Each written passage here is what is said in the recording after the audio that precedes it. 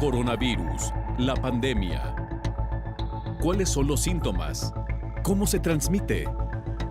¿Qué puedo hacer para protegerme y prevenir la propagación de la enfermedad?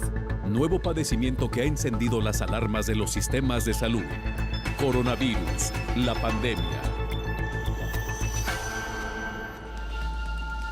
Qué gusto reencontrarnos de nueva cuenta en este espacio, el coronavirus, la pandemia. Gracias por acompañarnos. Gracias también a quienes nos siguen en México y América Latina y que están viendo esta transmisión a través de alguna señal de las televisoras públicas que se suman a esta emisión. Y recordamos que este programa es una producción de la Universidad de Guadalajara. Esta semana hemos hablado de las condiciones en los humanos que pueden agravar la enfermedad COVID-19. Hemos hablado ya, por ejemplo, ayer de obesidad, un gran programa sin duda alguna.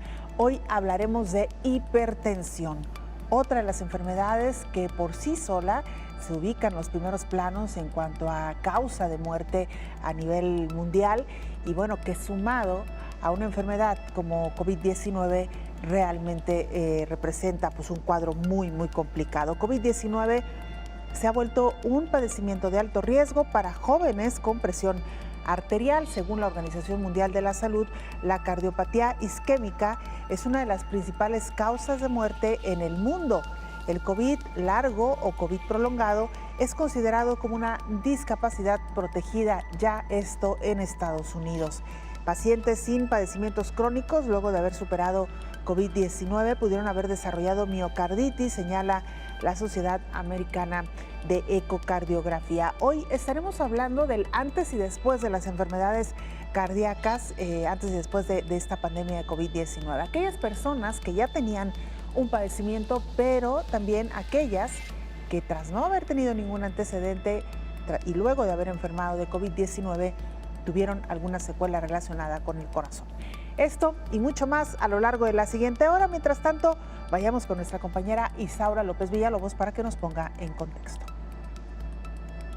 Las enfermedades son silenciosas y en un mundo con niveles de estrés humana alta es una crisis fatal para el organismo, en particular tratándose de la hipertensión arterial que no solo la presentan los adultos mayores, hoy también los jóvenes y en particular los estudiantes. La hipertensión arterial se estima que es más frecuente en los jóvenes de 26 años y más y en el sexo femenino, principal factor de riesgo para otras enfermedades, en particular para las cardiopatías isquémicas, insuficiencia cardíaca, cerebrovascular, retinopatía y demencia. Una persona con tensión alta, la hipertensión acelera y el principal efecto que produce, a lo que se observa de manera directa, inflamación y una coagulación en el ojo. Este problema de salud se presenta en todas las regiones del mundo. La hipertensión es multifactorial, la herencia, factores ambientales, hemodinámicos y humorales, entre otros. Además, con el avance de la edad se puede sufrir otras afectaciones y si se le agrega el virus SARS-CoV-2, las complicaciones aún son más. La presión arterial alta es una afección grave. Se ha identificado el mayor porcentaje de los pacientes con COVID-19 y en aquellos que desconocían de la enfermedad o no estaba controlada, han presentado la enfermedad del coronavirus más grave. Ante la situación sanitaria que se vive en el planeta Tierra por la COVID-19, es fundamental mantener el control, seguir el plan de tratamiento del médico, una alimentación adecuada, disminuir la cantidad de sal, mantener un peso controlado, controlar el estrés y realizar actividad física son parte de las recomendaciones de especialistas. COVID-19, hipertensión y enfermedad cardiovascular es un triángulo agresivo para la población. Por ello, se debería evitar la exposición al virus SARS-CoV-2, ya que hay una marcada línea con los casos severos y la mortalidad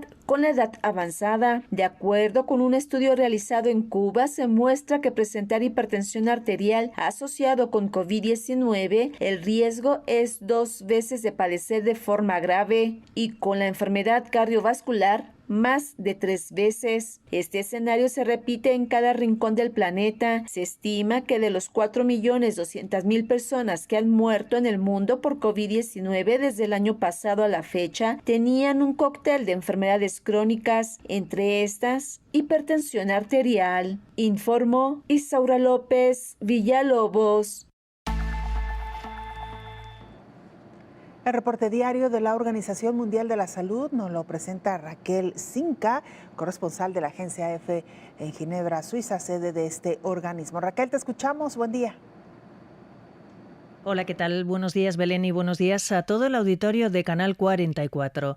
198,2 millones es el número de infecciones por COVID-19 en el mundo. Casi 447.000 se han confirmado en las últimas horas. Además, el número de muertos supera ya los 4,22 millones. Son datos de la Organización Mundial de la Salud, que alerta además de que los contagios se han duplicado en el último mes en varias regiones geográficas. Preocupa sobre todo la situación en África, donde las muertes han aumentado un 80%. Como es habitual, el mayor número de casos está en América, con más de 77 millones, y le sigue Europa con poco más de 60. Hablamos también del proceso de vacunación.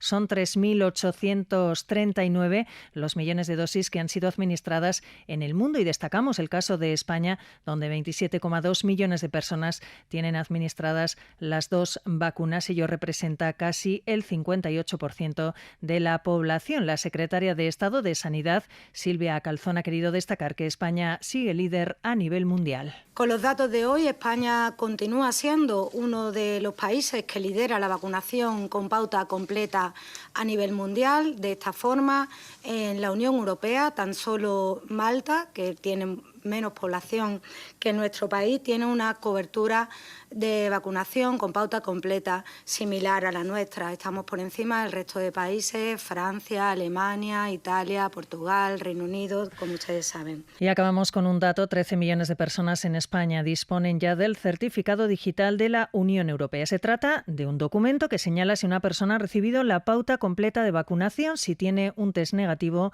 de coronavirus o ha pasado la enfermedad. De esa forma se pretenden facilitar los viajes. Reportó desde Europa Raquel Cinca para el programa Coronavirus, la pandemia. Bueno, pues ahí tiene usted este informe de nuestra compañera sobre los datos más actuales que presenta la Organización Mundial de la Salud. Fármacos reducen la mortalidad en pacientes hospitalizados. Un equipo de la Sociedad Española de Medicina Interna estudió el efecto del tratamiento antihipertensivo con inhibidores de la enzima convertidora de angiotensina y antagonistas del receptor de la angiotensina 2 en pacientes durante su hospitalización por COVID-19. El tratamiento con estos dos tipos de antihipertensivos durante la hospitalización se asoció con una reducción del 30% en la mortalidad. Con datos de 11.000 pacientes, es uno de los mayores estudios publicados hasta la fecha en la materia y confirma el beneficio de mantener este tratamiento. El 92% de los que recibieron estos medicamentos durante la hospitalización eran hipertensos. De los pacientes analizados, 2.162 recibieron tratamiento durante la hospitalización por COVID-19. En todos ellos se evaluó su pronóstico, atendiendo a parámetros como la necesidad de ventilación mecánica invasiva, ventilación mecánica no invasiva, ingreso en la unidad de cuidados intensivos y o la mortalidad por todas las causas. Además, el equipo confirmó que reduce el riesgo de eventos adversos cardiovasculares mayores como el infarto de miocardio, insuficiencia cardíaca, accidente cerebrovascular y o cualquier otro tipo de arritmia. En conclusión, este estudio sugiere que los medicamentos no deben retirarse de forma rutinaria en pacientes hospitalizados por COVID-19, especialmente en hipertensos, informó Elizabeth Ortiz. Estados en Estados Unidos preocupados por el incremento en el número de casos de COVID-19. Florida le pide a la población vacunarse. Florida se ha convertido en el epicentro del reciente repunte de la COVID-19 en Estados Unidos debido a la rápida expansión de la variante Delta y a una tasa de vacunación estancada. Las autoridades locales han urgido a la población a que se vacune lo antes posible debido a los récords de casos diarios y el aumento en el número de hospitalizaciones. La presidenta de la Asociación de Hospitales de Florida, Mary Mayhew, informó este lunes que en los últimos 27 días se han registrado un aumento dramático en el número de hospitalizaciones, un día después de conocerse que Florida registró 10.207 personas hospitalizadas por la COVID-19. En los hospitales de Florida, más del 50% de los pacientes ingresados a causa de la COVID-19 tienen entre 25 y 55 años, un aumento rápido no solo en las hospitalizaciones, sino en el deterioro de los pacientes, indicó Mayhew.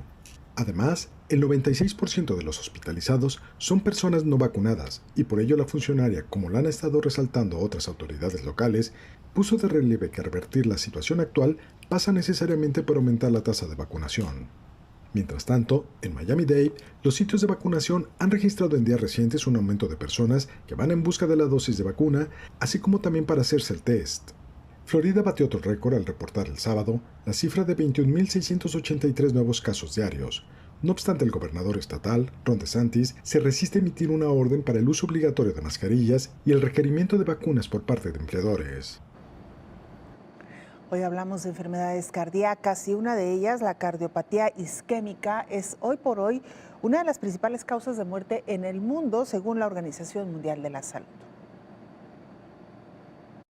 De acuerdo con la Organización Mundial de la Salud, una de las principales causas de defunción en el planeta es la cardiopatía isquémica, responsable del 16% del total de muertes. El año pasado se registraron 8.9 millones de fallecimientos por algún problema del corazón en el mundo, y todas las enfermedades cardiovasculares tienen como factor común la insuficiencia cardíaca, señalan especialistas. Pero ¿cuáles son los síntomas de la insuficiencia cardíaca, además de la falta de aire, aunque estén en reposo? La cardióloga Luisa Aguilera detalla.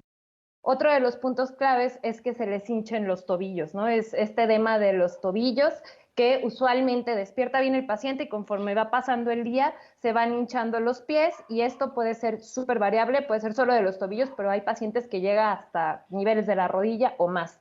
Esto también nos debe hacer sospechar que la persona puede tener insuficiencia cardíaca. Otro punto importante y que para mí es también un pivote es esta dificultad para respirar al dormir. Personas que al estar acostados se van a dormir tranquilos y a las 2 de la mañana despiertan con una dificultad respiratoria importante. Se estima que en México hay más de 600,000 casos nuevos al año, tan solo de insuficiencia cardíaca. Las enfermedades cardiovasculares son una de las principales causas de muerte en el país. Por ejemplo, en la actualidad hay por lo menos 20 millones de personas con hipertensión. Advierten las sociedades médicas de cardiología del mundo que con la llegada de la COVID también habrá un importante repunte en daños cardíacos en algunos de quienes padecían del nuevo coronavirus.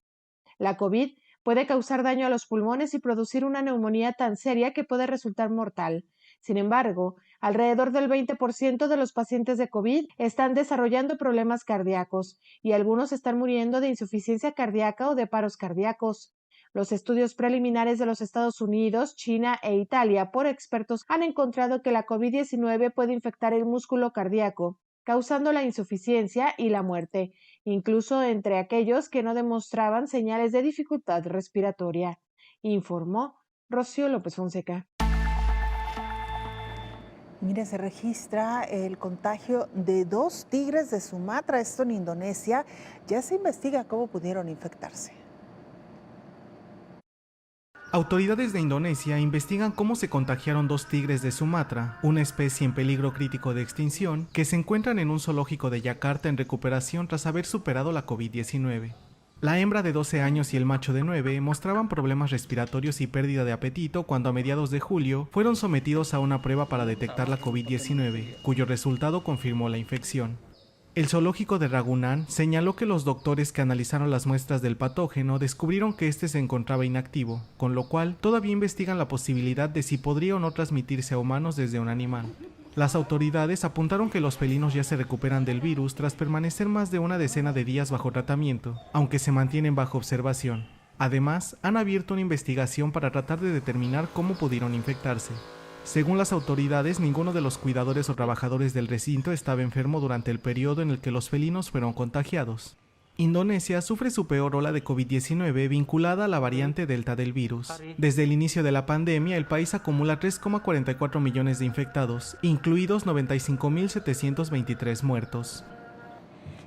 Bueno, vaya noticia, todavía mucho por conocer en torno a este virus del SARS-CoV-2 y cómo afecta a animales y si es posible que se contagien de humanos a animales y viceversa. En fin, ahí por lo pronto daremos seguimiento a este caso. Vamos a hacer una pausa y regresamos con más información.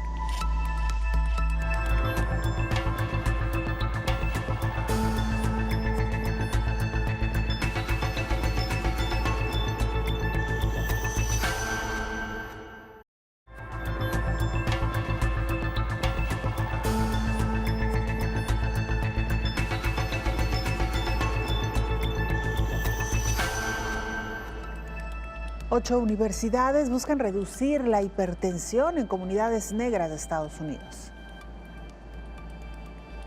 La tasa más alta de presión arterial en Estados Unidos corresponde a la población de habitantes negros con el 40%.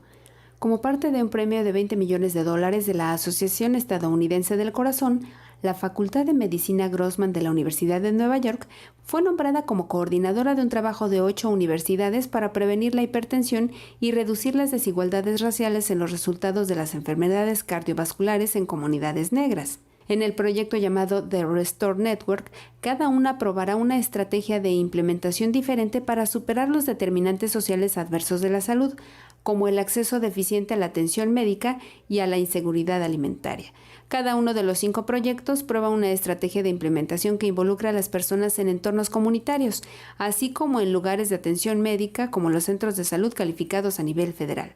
Por ejemplo, uno de los proyectos evaluará un programa de vinculación entre la comunidad y la clínica para prevenir la hipertensión en hombres negros en la ciudad de Nueva York. Está dirigido por Joseph Ravenel, profesor asociado de salud de la población. Este proyecto utilizará trabajadores de la salud comunitarios para detectar hipertensión en hombres negros en 30 peluquerías, al mismo tiempo que brindará asesoría sobre el estilo de vida y facilitará la vinculación con la atención médica, informó Elizabeth Ortiz. Vamos ahora a Nueva Zelanda, donde nuestra compañera Rocío Otoya, corresponsal de la agencia EFE, nos actualiza información. Rocío, qué gusto escucharte. Adelante con el reporte. Hola, ¿qué tal? Buenos días, Belén. Buenos días a todo el auditorio de Canal 44. Nueva Zelanda, un país de unos 5 millones de habitantes que es casi del tamaño de Ecuador, vive una práctica normalidad desde hace meses al haber contenido la COVID-19 gracias a sus acciones tempranas y estrictas para frenar su propagación y el cierre de sus fronteras internacionales desde marzo de 2020. Las autoridades neozelandesas informaron este viernes que no se ha producido ningún contagio local de coronavirus, aunque sí 2 infecciones en los centros de cuarentena para viajeros internacionales que tiene Nueva Zelanda. Allí, su primera ministra Jacinda Ardern ha sido aplaudida, no solo dentro de su territorio, sino internacionalmente por su gestión frente a la pandemia. Según los informes del Ministerio de Salud de Nueva Zelanda, el último caso reportado por transmisión comunitaria fue el 28 de febrero de este año. En el país, no obstante, en las últimas semanas se ha tenido que hacer frente a brotes de coronavirus en los cargueros y barcos pesqueros que llegan del exterior y que han atracado en sus puertos. Asimismo, el gobierno neozelandés puso una pausa indefinida el 24 de julio pasado a la burbuja de viajes con Australia, que permitía desde mediados de abril pasado a los habitantes de ambos países viajar sin necesidad de cuarentena por el grave brote con la variante Delta en la ciudad de Sydney. Pero el gobierno laborista de Ardern abrió una ventana para el retorno de sus pobladores que se cierra esta medianoche. Nueva Zelanda ha registrado desde el inicio de la pandemia 2.514 contagios confirmados de COVID-19, incluidos 26 decesos y 45 casos activos, todos ellos en los centros de cuarentena. Con todo, su ritmo de vacunación, que tiene al biológico Pfizer en el centro de su campaña, es más lento que el de otros países desarrollados. Hasta ahora ha vacunado a más de 1 millón de personas, alrededor de un 20% de su población, mientras que unos 700.000 pobladores, o el 14%, cuentan ya con la pauta completa. Una reciente encuesta encargada por el gobierno indica que 7 de cada 10 neozelandeses quiere vacunarse o ya se vacunó contra la COVID-19. Pero grupos que se oponen a las vacunas o los negacionistas de la pandemia han intentado hacer campañas en lugares como las escuelas. Incluso Facebook eliminó la página Voices for Freedom o Voces por la Libertad, que tenía unos 12.000 seguidores, por desinformar respecto a la COVID-19. Reportó desde Sydney, Australia, Rocío Otoya para el programa Coronavirus, la pandemia. Muchas gracias, Rocío, por este informe muy completo y sobre todo interesante que está ocurriendo en estas latitudes, por lo menos lejanas de América Latina. Autoridades de Estados Unidos reconocen que el COVID largo debe ser considerado como una discapacidad que debe proteger la ley. El gobierno estadounidense reconoce de manera oficial que el COVID largo o COVID prolongado es considerado como una discapacidad protegida por la ley de Estados Unidos. La mayoría de personas se recuperan de la COVID-19 en unas semanas, pero otras pueden presentar síntomas por meses. A la presencia de síntomas prolongados que incluyen dificultad para respirar, cansancio, tos, dolor de cabeza y en el pecho, se le ha llamado COVID largo o prolongado. La Oficina de Derechos Civiles del Departamento de Salud y la División de Derechos Civiles del Departamento de Justicia de Estados Unidos compartieron una guía para explicar qué es y por qué se considera al COVID largo una discapacidad. Pueden durar semanas o meses y se caracterizan por empeorar problemas físicos o mentales, dificultando la realización de actividades diarias. Los más comunes son cansancio o fatiga, dificultad para pensar o concentrarse, falta de aliento o dificultad para respirar, dolor de cabeza, mareos al ponerse de pie, dolor de pecho, dolor articular o muscular, depresión o ansiedad, daños en el corazón, los pulmones, los riñones, la piel y el cerebro, entre otros, informó Rocío López Fonseca. Europa supera ya los 60 millones de infectados por coronavirus. Europa ha superado los 60 millones de casos de coronavirus. Lo ha informado este lunes la Organización Mundial de la Salud, que ha instado a impulsar la vacunación y a respetar las medidas de control social y sanitario frente a la pandemia. La región europea es la segunda con más infectados después de la americana y ha registrado hasta ahora más de 1,2 millones de muertos por la COVID-19. La OMS ha recordado que los índices de vacunación varían de forma notable entre los distintos países y que en algunos la cobertura de los grupos prioritarios, como mayores de 60 años, trabajadores sanitarios y población de riesgo, es baja.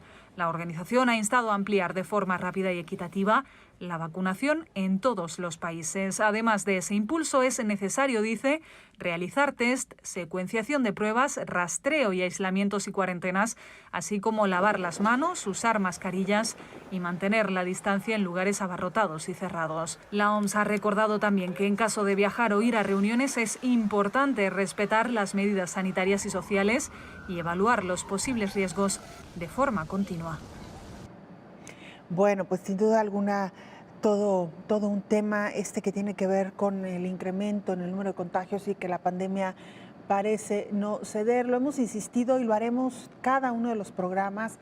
Tenemos todavía que guardar las recomendaciones sanitarias que nos han impuesto desde el principio, sobre todo el uso de cubrebocas, la sana distancia, mantener una distancia entre persona y persona podría hacer la diferencia entre contagiarnos y no. Por supuesto, no acudir a lugares aglomerados con una cantidad importante de personas, sobre todo si son lugares cerrados. Tratar de tener estos grupos de control, aquellas personas que se sabe que se están cuidando, que son parte de nuestro círculo cercano, y de esta manera también podemos cuidarnos unos a otros. Por supuesto, el lavado de manos, la higiene, que también se nos ha insistido una y otra vez, el uso del gel alcoholado, pero básicamente lo más importante es alejarnos de esta posibilidad de contraer el virus por vía aérea, que es como hoy por hoy las autoridades consideran que es la causa principal de contagio, y para ello es necesario ayuda bastante el utilizar la mascarilla o el cubrebocas. Insistimos, esta sana distancia entre persona y persona, y sobre todo esto, no acudir a lugares donde van muchas personas, sobre todo lo decíamos si se trata de un lugar cerrado. Y mire, se registra una baja en la toma de presión arterial durante los primeros meses de la pandemia. La directora de Prevención de Enfermedades Crónicas de la Asociación Médica de Estados Unidos, Kate Kearley, advirtió que durante el segundo trimestre de 2020, cuando era más probable que las consultas médicas se hicieran vía remota, no se estaba tomando la presión arterial en comparación con datos de 2019 y 2018. Hubo 59 millones menos de visitas al consultorio, aproximadamente la mitad en el segundo trimestre de 2020 en comparación con los años anteriores. Tomar la presión arterial de los pacientes es un paso importante para identificar a decenas de estadounidenses que caminan con hipertensión no diagnosticada y para ayudar a los pacientes hipertensos a controlarla, explicó la especialista. Una solución es enseñar a pacientes cómo medir con precisión este indicador fuera del consultorio. La Asociación Médica de Estados Unidos tiene un programa de inmersión de telesalud. Es la oferta más reciente de la agrupación para guiar a los médicos, las prácticas y los sistemas de atención a pacientes. A través de una serie de seminarios web seleccionados, sesiones interactivas de aprendizaje entre pares, debates virtuales, campamentos de entrenamiento y otros recursos, el programa de inmersión en telesalud ofrece un plan de estudios integral y una experiencia mejorada para navegar por el mundo de la telesalud junto con otros pares en todo el país, informó Elizabeth Ortiz. Vamos a hacer una pausa, es muy breve, regresamos con más información.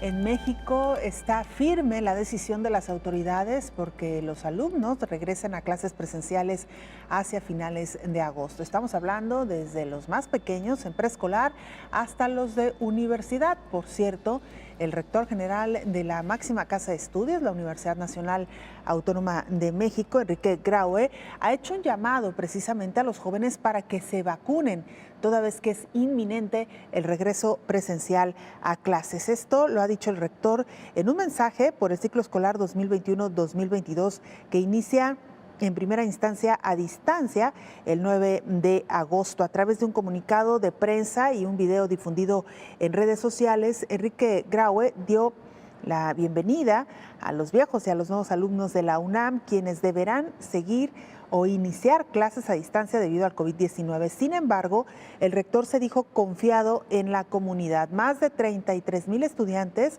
ingresan al bachillerato y más de 53,000 a licenciatura. Formarán parte de una matrícula de casi 370,000 alumnos.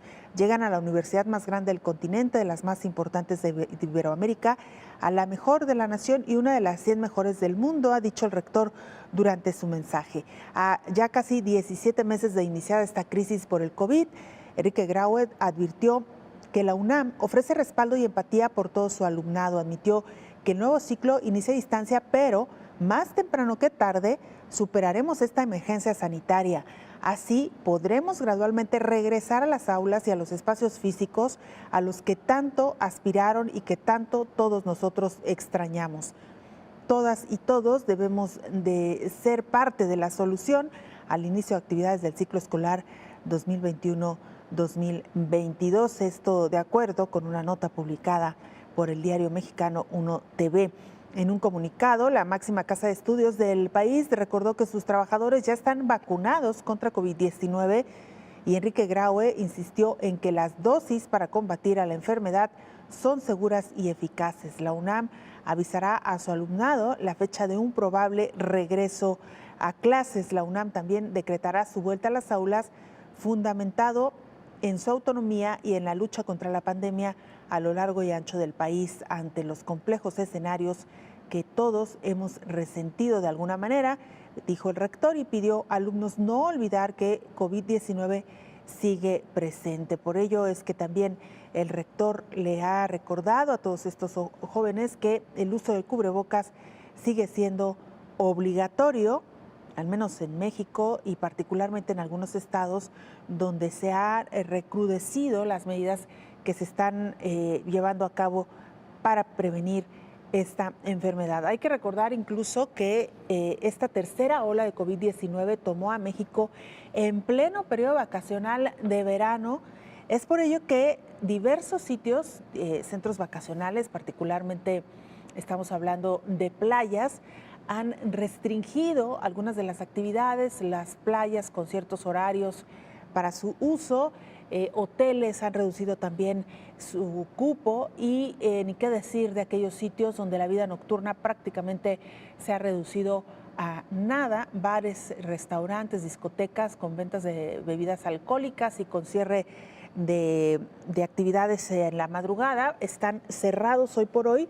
Solo se permite los restaurantes que puedan suministrar alcohol siempre y cuando se vendan también alimentos. Así que bueno, si usted nos ve en otras partes del mundo, está pensando viajar a México, considere estas nuevas medidas, sobre todo para aquellos destinos turísticos como son pues las playas, que son, digamos, de las que más están hoy por hoy demandadas por el turismo internacional y nacional. Y bueno, la parte que ya le comentábamos también al principio, el tema del regreso a clases, eventual regreso a clases, con este mensaje que ha difundido en las últimas horas el rector general de la Universidad Nacional Autónoma de México. Bueno, con esto le damos la más cordial bienvenida y damos paso a la presencia del doctor Héctor Raúl Pérez Gómez. Doctor, bienvenido, como siempre. Belén, buen día, qué gusto saludarte. Igualmente, doctor, gracias por acompañarnos. Pues así como hicimos ayer, doctor, hoy quisiéramos profundizar, echarnos un clavado, como se dice coloquialmente, en el tema de las enfermedades cardíacas. Usted ya lo decía ayer, además de la obesidad, la hipertensión sigue siendo hoy por hoy una de las condicionantes que más peligro representa para COVID-19. Pues Belén, la enfermedad cardiológica y la enfermedad cardiovascular son las enfermedades preexistentes que más gravedad generan en COVID-19 en todo el mundo. Si uno revisa las casuísticas de China, las que se publicaron al inicio de la pandemia, las enfermedades cardiovasculares están en primerísimo lugar. Y así, prácticamente a lo largo del año con 8 meses que han transcurrido desde el inicio de la pandemia, estas enfermedades generan gravedad ante la presencia de COVID-19. Las enfermedades cardiológicas, y esto incluye hipertensión arterial, incluye trastornos del ritmo cardíaco, insuficiencia cardíaca, pero dentro del grupo de enfermedades cardiovasculares también se encuentra la enfermedad cerebrovascular, que también es un apartado significativo y que ha impactado a los pacientes con COVID-19 de igual manera. ¿Qué es lo que ocurre? Primero, que el virus SARS-CoV-2 afecta a los vasos sanguíneos de manera importante, como lo hemos comentado en muchos momentos en esta mesa, en virtud de que las células que revisten el interior de los vasos sanguíneos, el endotelio vascular, tienen receptores para este nuevo coronavirus, son la puerta de entrada para este nuevo coronavirus, como de igual manera las células del árbol respiratorio. Y al tener receptor para el coronavirus, se inflaman los vasos sanguíneos y esa inflamación de los vasos sanguíneos puede generar diferentes manifestaciones, incluyendo las manifestaciones trombóticas del COVID-19, lo hemos comentado aquí, porque se libera un factor conocido como factor activador plaquetario de esas células que se infectan con este virus en el endotelio vascular, y eso puede provocar microtrombosis que complica más aún a los pacientes con COVID-19. Pero Belén, también hay otros dos grandes apartados que pueden ser complicaciones del COVID-19 en lo que tiene que ver con el corazón y con el sistema cardiocirculatorio, que son la pericarditis, inflamación del pericardio. El pericardio es una membrana que envuelve al corazón y al generarse pericarditis se puede generar un líquido anormal, en cantidad anormal, entre ese pericardio, entre esa membrana y el músculo cardíaco. Y eso puede afectar el desempeño de la contractilidad del corazón. Y segundo, otra complicación que podemos y que hemos observado en COVID-19 en el corazón específicamente es la miocarditis. Ahí la inflamación se encuentra en el músculo cardíaco. Entonces, pericarditis y miocarditis. Y las miocarditis pueden llevar a arritmias cardíacas y también a un trastorno en el desempeño de la contractilidad del corazón. Lo vemos frecuentemente en jóvenes que tienen frecuencias cardíacas muy altas, tienen COVID, tienen frecuencias cardíacas muy altas, lo que llamamos la frecuencia de pulsación de hasta 120. Ahí es donde sospechamos que puede estar el paciente con una miocarditis y algunos estudios de laboratorio nos permiten confirmarlo, como de igual manera un electrocardiograma y un ecocardiograma. Entonces, estas son algunas de las complicaciones del COVID-19 en el corazón, pero también, como decíamos en el otro sentido, las enfermedades cardiológicas preexistentes contribuyen a mayor gravedad y a mayor letalidad por COVID-19. Doctor, perdón por la ignorancia y le planteo la pregunta porque eso nos llevaría a una segunda pregunta o precisión.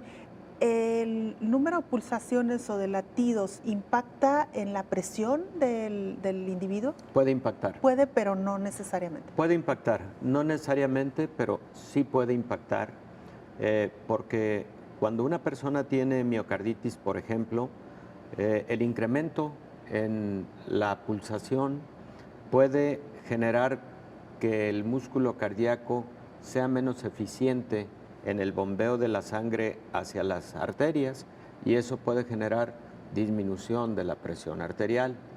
Pero también puede ocurrir, Belén, que ese incremento en las pulsaciones, acompañado de alguna arritmia, sobre todo arritmias ventriculares, genere serios problemas en cuanto al desempeño, sobre todo del ventrículo izquierdo, que es el que envía la sangre a los vasos sanguíneos más importantes de nuestro cuerpo y que envía la sangre prácticamente a todos los órganos y tejidos corporales. Entonces, sí puede impactar definitivamente, pero también puede generar en diversos momentos arritmias que pueden secundariamente impactar sobre la presión arterial. Doctor, le planteaba esta pregunta porque junto con el oxímetro hemos también, de hecho hay un indicador que pocos han observado. Nos concentramos particularmente en lo que hemos aprendido con esta pandemia, oxigenar arriba de 90, pero hay muchos de los oxímetros que traen otro indicador, que son, entiendo, las pulsaciones, doctor, y que ese pudiera ser un buen referente y una buena alerta para quienes habitualmente estamos midiendo nuestra oxigenación. Sí, Belén, y ese dato es muy importante, qué bueno que lo tocas. De hecho, los oxímetros se llaman pulsooxímetros porque dan la concentración de oxígeno y también te dan el número de pulsaciones. Cuando uno como médico da indicaciones del monitoreo en casa a un determinado paciente con COVID, le tiene que señalar que es muy importante la oximetría, pero que también es muy importante el pulso. Y preferentemente deben estarse monitoreando las dos variables y estarlas reportando al médico. Varios son los motivos. Uno, el que acabamos de comentar, de esas complicaciones cardiológicas que generan altas frecuencias cardíacas, como la miocarditis, por ejemplo, pero también el incremento en el pulso, el incremento en la frecuencia cardíaca puede ser un claro indicador de hiperinflamación generalizada, lo que llamamos el estado de respuesta inflamatoria sistémica. Y para los médicos que atendemos pacientes con COVID, eso es fundamental para la toma de decisiones terapéuticas. Por ejemplo, puede haber un paciente que tenga oximetrías de 92. No es la ideal. Todavía, digamos, es, entre comillas, aceptable. Ideal de 94 hacia arriba, pero 92. Pero pulsaciones muy altas, eso quiere decir que ese 92 está impactando ya en la actividad o en el funcionamiento de todos los órganos y sistemas, pero también puede ser indicador de hiperinflamación. y ese puede ser un momento para que el médico actúe con fármacos antiinflamatorios, sobre todo si confirmas con el laboratorio que el paciente tiene algunos exámenes que hacen evidente esa respuesta inflamatoria sistémica severa, como el caso de la proteína C reactiva, la ferritina y la interleucina 6. Si esos marcadores están elevados junto con esa frecuencia cardíaca tan alta, ese paciente tiene que recibir antiinflamatorios tipo corticosteroides o incluso inhibidores de citocinas. ¿Nos recuerda cuáles son las pulsaciones ideales, doctor? Bueno, es un poco variable, Belén. Se dice que el pulso ideal es entre 70 y 75 por minuto, pero por ejemplo hay atletas que tienen pulsaciones de 50 y para ellos es perfectamente normal. Hay personas con sobrepeso, sedentarias, para los cuales habitualmente 80 u 85 de pulso es lo habitual, digamos no es lo normal, sería ideal mejor una frecuencia cardíaca baja por alguien que se ejercita mucho, pero 70 a 75 digamos es la frecuencia cardíaca normal. Bueno, con esto y mucho más regresamos, doctor, si le parece, gusto. después de la pausa.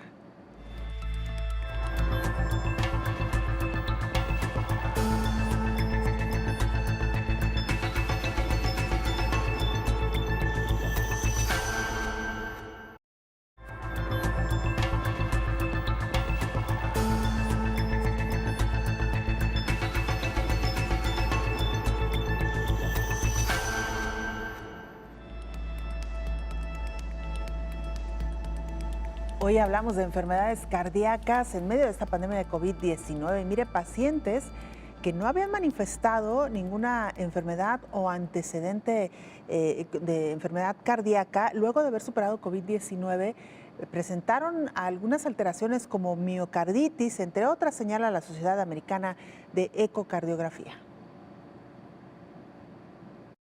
De acuerdo con la Organización Mundial de la Salud, una de las principales causas de defunción en el planeta es la cardiopatía isquémica, responsable del 16% del total de muertes. El año pasado se registraron 8.9 millones de fallecimientos por algún problema del corazón en el mundo, y todas las enfermedades cardiovasculares tienen como factor común la insuficiencia cardíaca, señalan especialistas. Pero ¿cuáles son los síntomas de la insuficiencia cardíaca, además de la falta de aire, aunque estén en reposo? La cardióloga Luisa Aguilera detalla.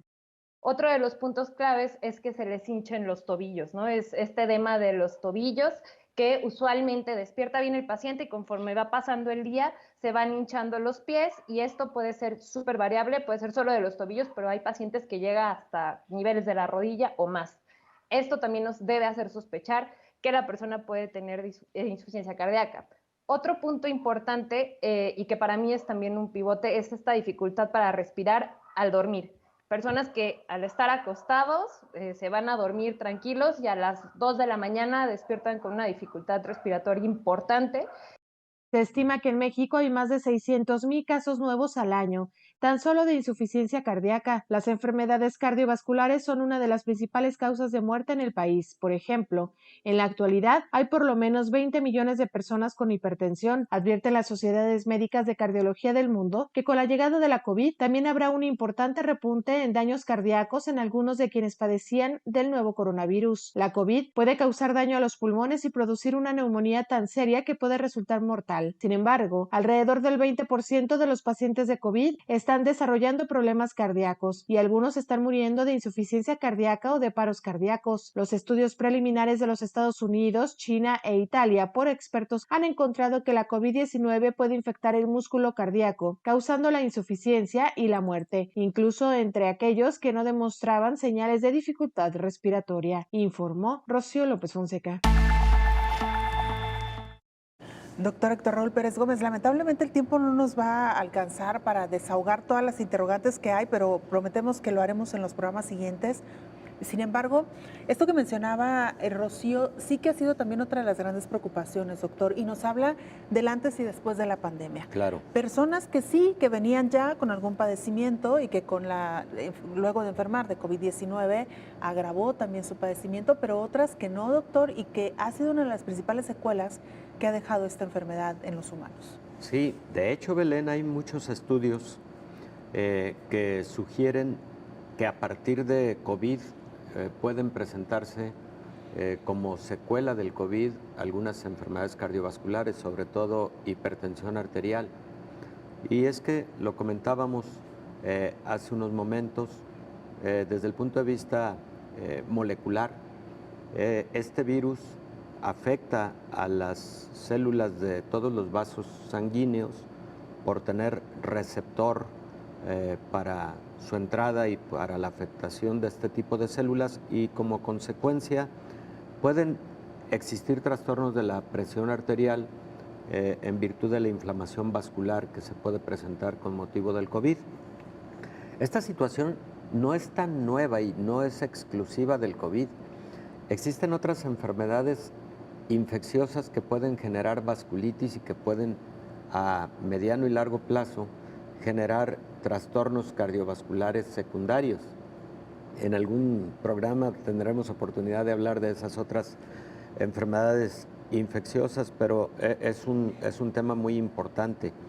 En el mundo, Belén, existe la estimación de 35% de hipertensión arterial en la población adulta, y es posible, esperemos que no llegue a ser de tanto impacto, pero que después de la pandemia de COVID-19 estos números se incrementen, particularmente en quienes tuvieron un COVID grave, un COVID que los llevó a hospitalización y a manejo en unidades de terapia intensiva.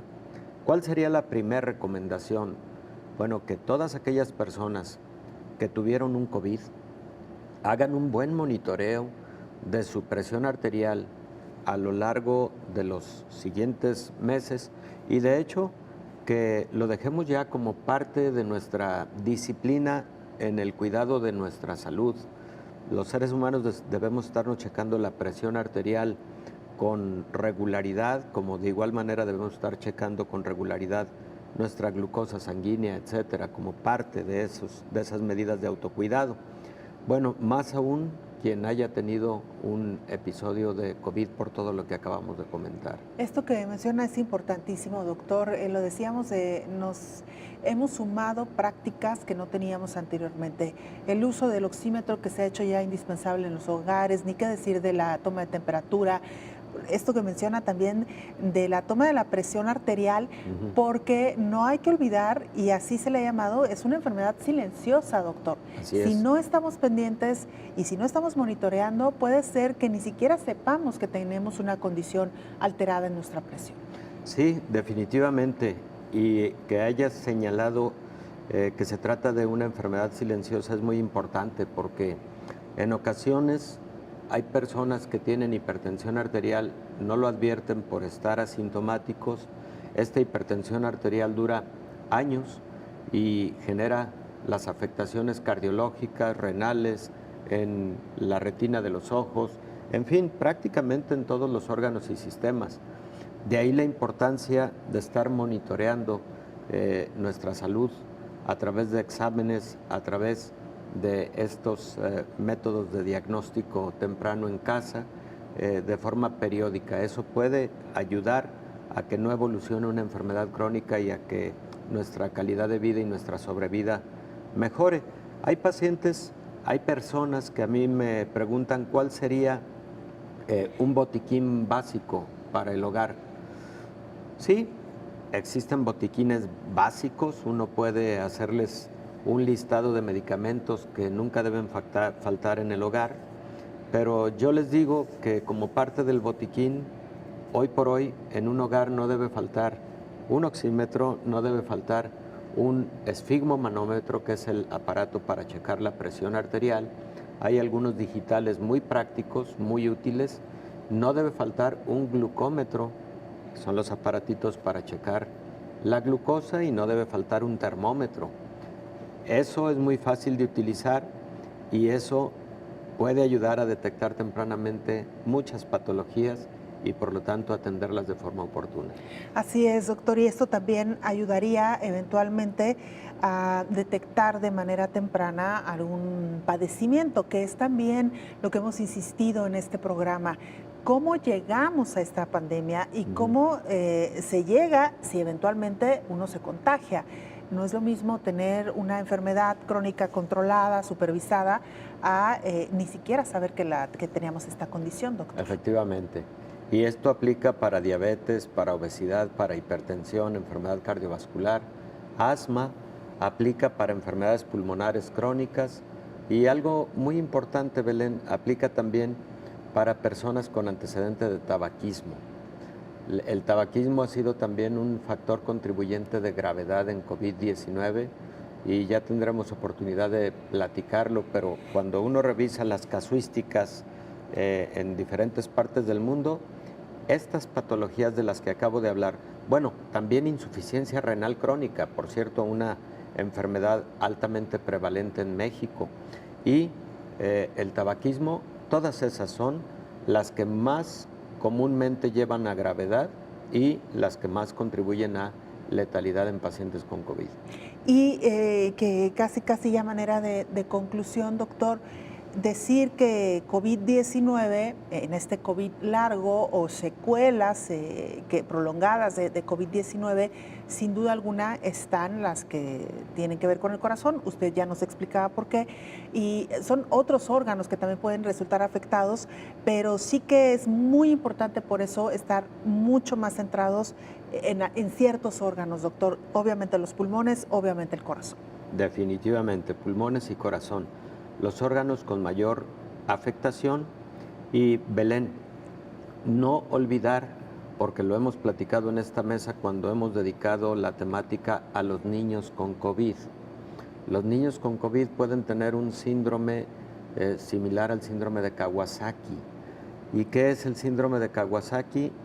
No es otra cosa que un síndrome de hiperinflamación, pero que en el caso de los niños particularmente genera mucha inflamación en las arterias coronarias, que son las que le llevan sangre al músculo cardíaco, y esa hiperinflamación de las arterias coronarias en el músculo cardíaco puede generar incluso infartos agudos que se pueden presentar incluso en niños. Tremendo, doctor, muchas gracias. Belén, con todo gusto. Muchas gracias, como siempre nos vamos, gracias a usted.